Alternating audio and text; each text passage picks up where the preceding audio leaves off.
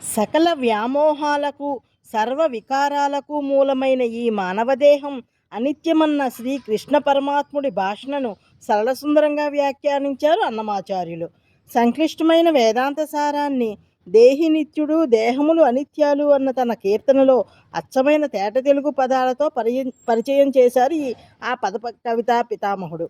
అశాశ్వతమైన ఈ శరీరం కోసం అపురూపమైన జీవితాన్ని వెచ్చిస్తూ నిరర్ధకంగా కాలాన్ని గడిపేస్తున్నాం. నిత్యము సత్యము అయిన ఆత్మను విస్మరిస్తున్నాం.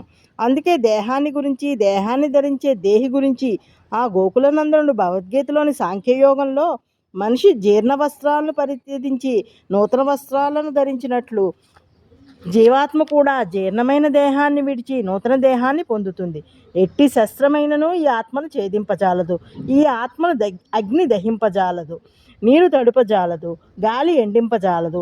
ఆత్మ నిత్యము, సర్వవ్యాప్తము, స్థిరము, అచలము, సనాతనము అంటాడు.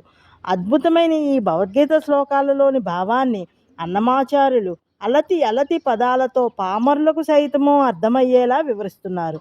కురుక్షేత్రంలో ఆ కస్తూరి తిలకుడు బోధించిన మరికొన్ని భగవద్గీతా శ్లోకాలను కూడా ఈ భక్తాగ్రేసుడు తేట తెనుగులో అనుసృజించాడు.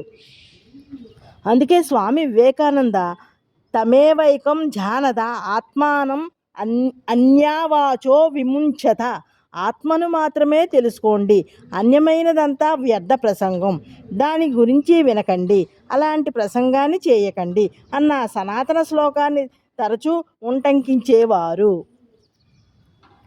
దేహి నిత్యుడు దేహములు అనిత్యాలు, ఈహలన మనసా ఇది మరువకుమీ, గుదిపాత చీరమాని కొత్త చీరగట్టినట్టు ముదిమేను మాని దేహి మొగి కొత్త మేను మోచు, అదన చంపగలేవు ఆయుధములీతని కదిసి అగ్నియు నీరు గాలియు చంపగలేవు.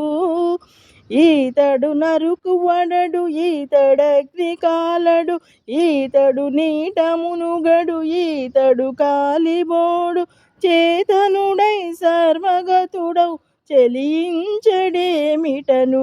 ఈతల అనాది ఈతడిరవు కదలడు, చేరకానరానివాడు